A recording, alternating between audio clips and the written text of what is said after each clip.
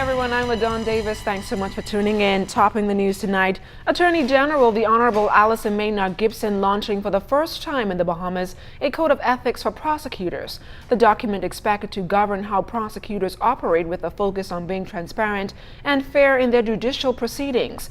The code was launched during a one-day workshop on ethics and advocacy at the appellate level at the Paul Farquharson Center.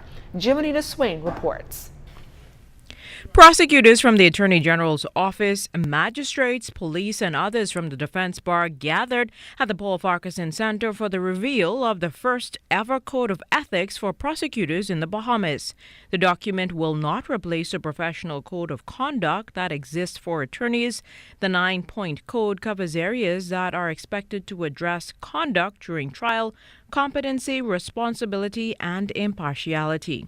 Attorney General and Minister of Legal Affairs, the Honorable Allyson Maynard-Gibson, said this is just another way of officials working to make the judicial system one of the most efficient in the region. The launch of the Code of Ethics today is going to be something that's put online, as well as providing a guideline for our team as to how they can operate and ought to operate.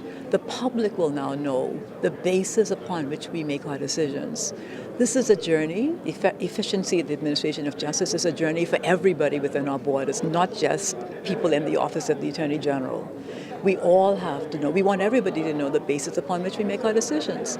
And if people have ideas as to how we can serve you better, we want you to give a feedback as well. Criminal justice expert with the Commonwealth Secretariat and consultant in the Office of the Attorney General, Julius Sarkodie-Mensah, said the prosecutors have special roles to play in the justice system. They have a lot of discretion. So in exercising that discretion, which we call prosecutorial discretion, they have to be guided by some kind of code. Because, the more power you have, the likelihood you are to abuse it. So we put these parameters for them so they don't overstep their bounds, and we also want to hold them accountable. President of the Court of Appeal, Dame Anita listed examples of what she termed unacceptable conduct within the legal practice. One was the abrupt and unreasonable abandonment of clients by counsel in the recent extradition cases. On the morning of the hearing, counsel decided, because they did not agree with the preliminary ruling of the court, that they would leave their clients, abandon their clients without notice to them.